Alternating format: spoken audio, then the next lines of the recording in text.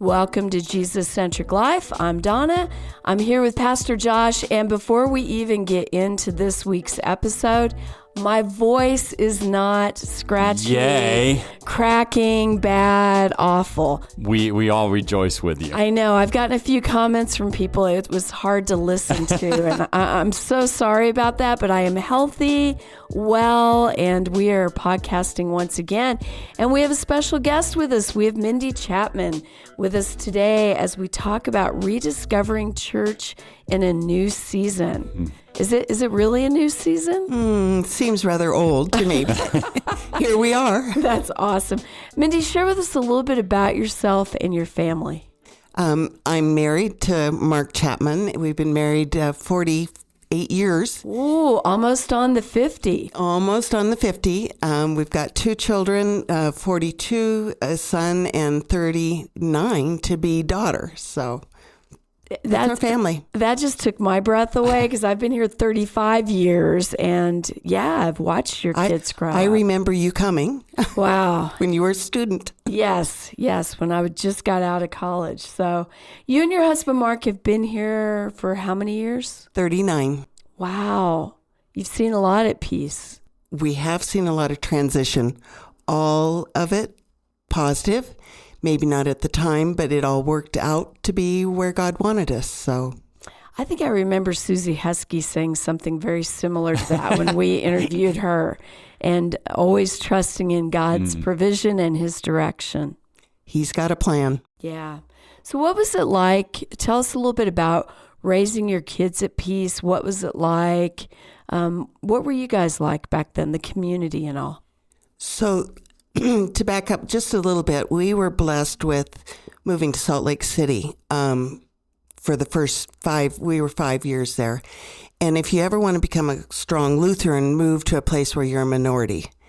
And so we walked into our first Lutheran church, were asked to breakfast that morning, and then out to home group, and we joined our first home group. So with those 5 people we went through that home group, we went through having our first kids together. Everybody was going through that. We lost one of our home group people to melanoma or the cancer. And just a lot of life changes, marriages that didn't make it and stuff. But we came with that background when we moved to Denver to look for a place where we could become part of a family.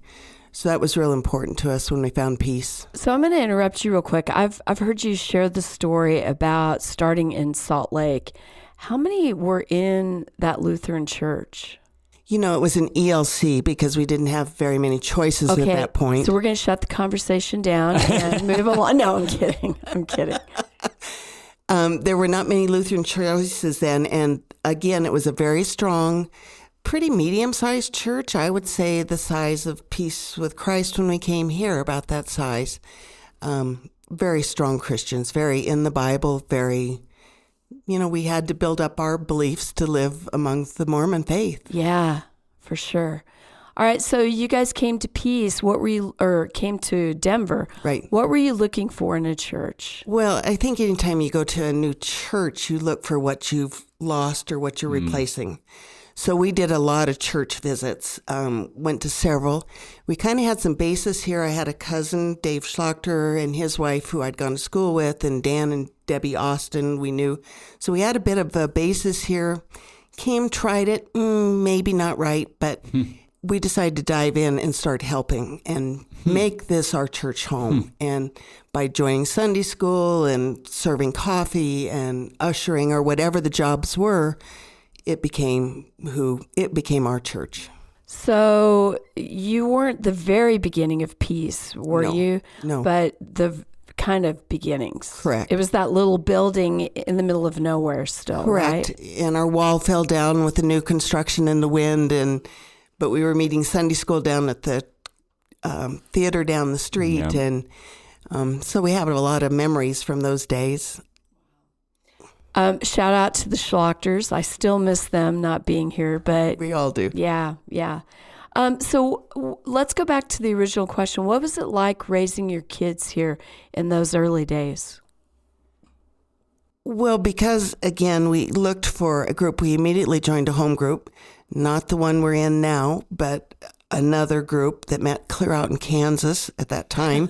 Where we lived was way out in Kansas. But it was other parents with small kids. We all got together. The kids were in Bible study or whatever during that time, or playing downstairs or being loud. So it was really a family group from the very start. So those were the kids that we're going to Sunday school with and playing games with afterwards, or kids group, youth group. And what did your kids love about Peace in those early days? I think it was just the camaraderie. I remember them being anxious about going to Sunday school and seeing their friends. They'd be anxious in a positive way. In a positive way. Yeah, we use that word a lot post-COVID in a very not so positive way, right? But I think that was their whole friendship base. I mean, from that, we were both working, both Mark and I, and so we had to have daycare, and that was Cindy BR, if you remember back to that name. And she had kids about our age, so that was the buddies that we did birthday parties with. Patty Hollitz lived just down the street from us, or Patty Weddle, and her son became best friends. So, of course, Jeff and Ryan were always headed off to school together and stuff, and they'd drag Alicia along, so... Yeah, it's reminds me of the church we raised Josh in, too, of, they were together forever. These were their friends who they went to school, college. I mean... lifetime friends. Yeah, for sure.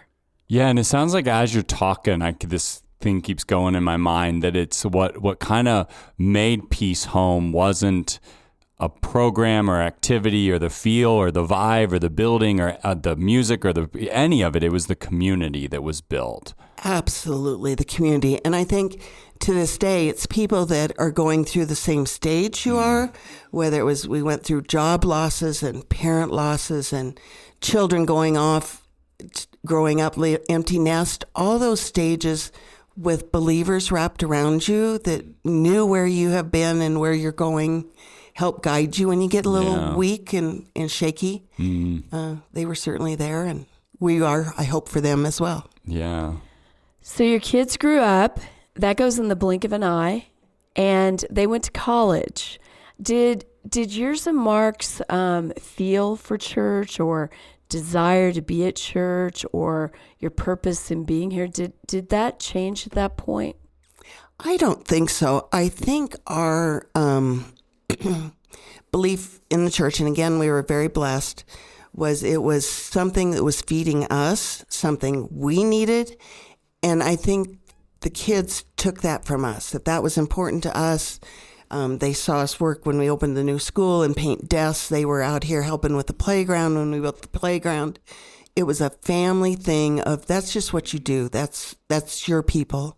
That's who you are with. And so... Now, Ryan's moved away, but Alicia's still local and has now brought her kids to VBS. Is that cool to see that next generation investing in the church that you love? Absolutely, but the funnest one is Lutheran Valley Retreat. They're big members up there and taking all their friends. And so that whole faith base that is there and getting their Bibles out when Grandma and Papa are up there and stuff. It's really fun to watch. That's super cool. That's really good.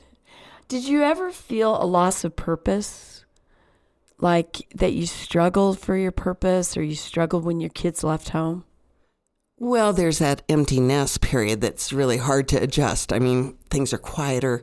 You have time for a whole cup of coffee in the morning, especially Sunday morning. You might get 2 cups. So, yes, I think your outlook certainly changes. It's not the rush and hustle and bustle. And that's good. It's time to slow down. I don't know how we kept up with kids and life at the time, but we did. Yeah, especially now you look at families that are going and going and there's no margin. And I don't really miss that. Like, oh, that's really busy. But you really, you see the change, the shift a little bit. A little bit, but I think we did it too. I mean, you could be as busy as you wanted. I can remember thinking, if I can just get through this week, next week will be quieter. We don't have to go every night, but We did, and every minute was somebody's practice or whatever. So you survive those and you think this is really tough, but when they're gone, it's like, oh, that was really sweet. That was a nice place to be. You and Mark have always been leaders in the church. Did your purpose change when your kids left? Did your relationship with the church change, and how so, or not? Well, I suppose it changed. Our needs were different. We didn't need to do Sunday school or confirmation or whatever, but certainly our needs for a church and a faith family never changed. I think as you mature, one of the things you really learn is to look back on how faithful God has been, and I think that's a big point of being able to look back where he was and how he got you through those years with all the hectic and the craziness that's out there. So when you were raising your kids, how, and maybe you weren't even intentional about it, but maybe you were, like, how were you intentional about, like, making sure that that church wasn't just for bringing my kids, it wasn't just for them? Because I think as parents, it's really easy to, like, pour into our kids so generously. Like, how'd you make sure that you reminded yourself that, no, I'm going for myself as well, that Mark and I, that this is something we need, not just something I want to pass on my faith to the next generation? How do I make sure that it's something for me too? Well, it was very important to us. I remember Sunday mornings getting out of the house and into the car, and I blamed it on Satan that was trying to make it so crazy that we'd just say, oh no, never mind, stay home. Okay. But it was very intentional for the two of us to say, let's get things organized Saturday night. So Sunday morning, he doesn't have that much more room to push us, because there were times when we'd sit at the cul-de-sac and say, let's just turn around. Everybody was on edge and negative. But it was important to us. I think another thing that was real important in our life was that focus on the family group in Colorado Springs. And we went to some of their conferences with the kids. Some of their parenting techniques and such were very helpful to have, again, another support social group that outside the church, though a lot of the church members went with us or had their kids involved in those summit ministries, et cetera. That was important for our kids. Yeah.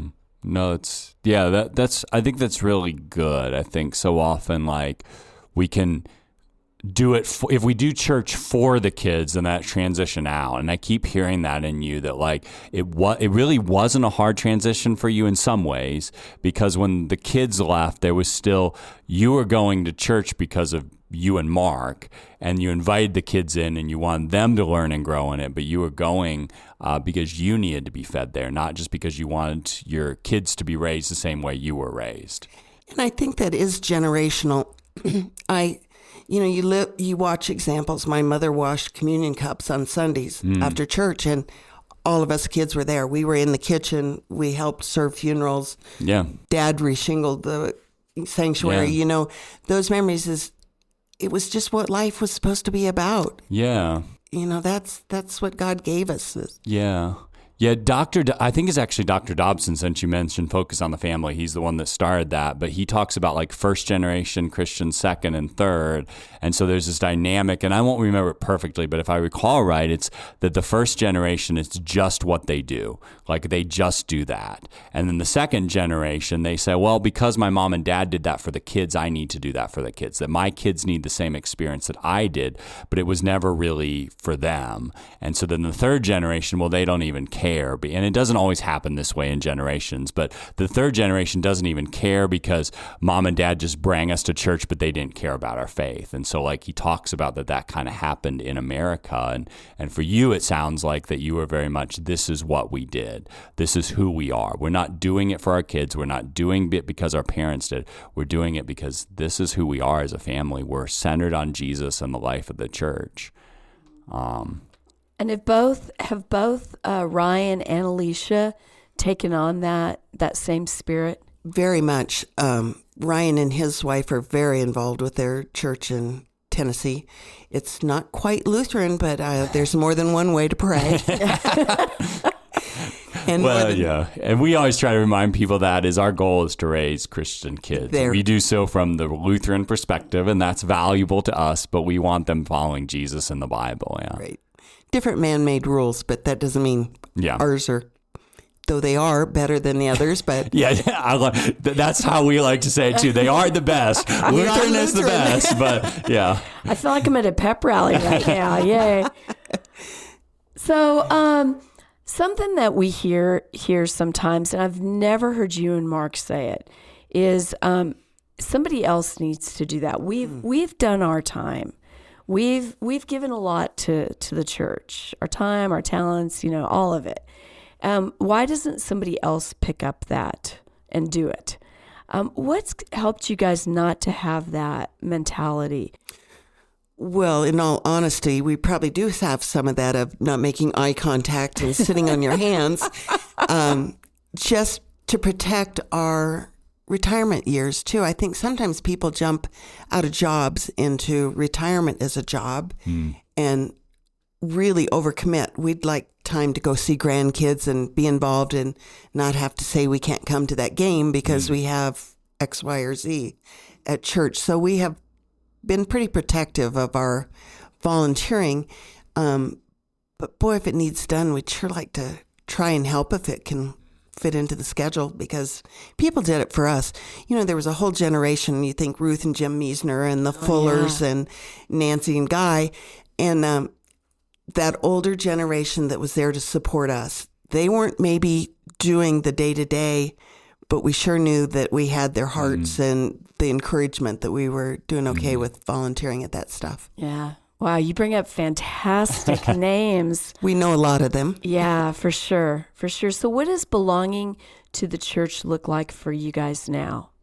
It is being just a part of this faith family. Yeah, it is just home. I mean, it is so fun to watch it grow, and the new kids coming in and the children, and it's so fun to watch Sunday morning service and the kids and such. Just brings you back those great memories of what it was like when we had our kids here. We certainly had all the music, and the school was so important and such. That's really fun. You hope you can encourage those young parents that they're doing all right. Yeah. Their kids may be squirreling around, but they'll survive. Might take till they're 42, but they will straighten out. Yeah, I just said that to Thomas yesterday. We were talking about a situation, and I said, make sure you affirm the parents. They need that. They need to know they're doing a great job, and families are. They're doing the best they can, and they're doing well, and they need to know that. Yeah, I think that support is so important to them to know that they'll make it through, and we all went through this. Yeah. So you guys are mentor families for our newcomer class. And you've heard a lot about the vision, the mission, the purpose, all of it. You probably could teach the class now. But if you step back a little bit, how could the church do a better job engaging people of all ages? We really like the intergenerational groups. We went to the pub crawl or whatever they did this last week. And it was such a broad range of ages that it's just so fun to be a part of that. Now, different people need different things. There's a retired group or founders group that meets frequently. We've not found a lot of need to do that. We've got that group with our home group, maybe because we're all founders. But I think just having that group together was very, very helpful. And one of the comments I heard that night was that one of the couples were new, and they were saying they get lots of calls of, you might fit in here, you might fit in there, this might be good. And our comment back was, you don't have to say yes to everything, but thank goodness you're getting those offers and getting, because it does take that personal invitation to really get involved in, well, maybe I could do that, or I'll give that a try. Yeah. And I do think that's how you become part of a group, is participating. Yeah, I want to interject real quick because you brought up your life group, and I have it in my notes here. I just want to compliment you guys. You guys have been together. How many years has your life group been together? Well, I think they've been meeting 42 years, Wow. if I'm not wrong. That's what I've been told too. So 42 years. And you guys have met, as the same group and grown minimally, but you've got a great group. So it's a full group, right? Well, it's certainly got a very strong core group. Right. We have one newer member that's only been there, I think, 8 years or something, which is awesome. new. But that core group, there's so many memories. I think it would be hard for somebody else to, while we try and include anybody else, you still have all those memories of the past and what we've gone through together as a team. Yeah. And survived it. I think my life group's going on 10 years. So I totally get that. And so I'm going in a good direction with this actually, but we heard that you guys have moved locations now because of one of your members can't get out and can't get to you guys. So you guys are actually meeting at an assisted living to accommodate that individual. And I could tear up every time I tell this to somebody. I do, because I am incredibly touched by the fact that you guys go together and you guys love each other so well. And I just can't say enough about that and what that's done for that individual. And my understanding, because I was talking to Susie about it, and she mentioned that you guys also keep the doors open of where you meet in case somebody from the assisted living wants to pop in.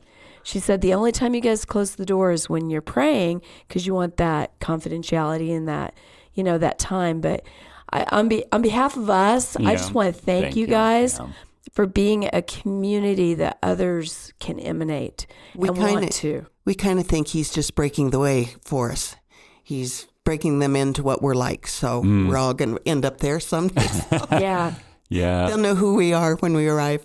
Yeah, but it's a really beautiful thing, and it's really what life groups were meant to be. And I know we've evolved a lot. We've kind of bounced a little bit. As what are they going to be? Are we going to be groups that divide? Are we going to try to start new groups? Whatever. But you guys have really paved the way for consistently what a life group should be. Well, and I think our group, Mark and I split off and had our own group when that was the big thing to do for about 5 years. And it was wonderful, but we needed our support. I think when you lead a group, maybe not ours because we share the leadership so much, but I think, and that probably comes with time as well, but we needed some support ourselves, and we're able to let that group diverse out and come back to the home group, which is the group we're with now. But those things change in life. I mean, it's important for that support you need as well. Yeah, and as others. And you guys have modeled that well, because you have walked with them so well and changed as they've changed. So thank you. Thanks for being that group. And vice versa. I mean, they've done it right back to us, been there. So I love this. This is from, as you're talking, I just keep thinking about kind of my takeaway from this conversation, like a Psalms 1 verses 2-3. But his delight is in the law of the Lord, and on his law he meditates day and night. He is like a tree planted by streams of water that yields its fruit in season. Its leaf does not wither. In all he does, he prospers. And I think like a lot of times I think my generation sometimes can be just like looking for the new thing, the fast thing, the thing to get through, the thing to survive, quite frankly, as we're raising kids. But like, where are we planting ourselves? How are we planting ourselves in God's word, but in the places where the people are about God's word? And I think the beautiful thing I keep seeing in your picture is you intentionally did that planting in the midst of the craziness of raising kids. And now you're really in this place where you can look back and just see how God has blessed that and nurtured that. I love that. In all he does, he prospers, right? It's easy to think that like, well, if I'm not getting something out of this, then it's not helping me. But sometimes you only see how God blessed you and how he prospered you, like looking back, right? And I think from what I'm getting from you is just, plant yourself somewhere and let God do the work. And what a beautiful, for me, that's a great, beautiful picture in the midst of the doldrums of parenting. Yeah. And you even said that at the beginning. You said, looking back at how faithful God has been, you've you've always recognized his faithfulness through this journey. When you're going through it, I'm not for sure we recognized it by any means. But when you turn around and look back, which is we're so grateful at this point of our life that we do have a life to look back on and say, oh, he did that, or jobs lost, or coming down the road, or difficult times that we had through the years, he blessed, and it was meant for his will.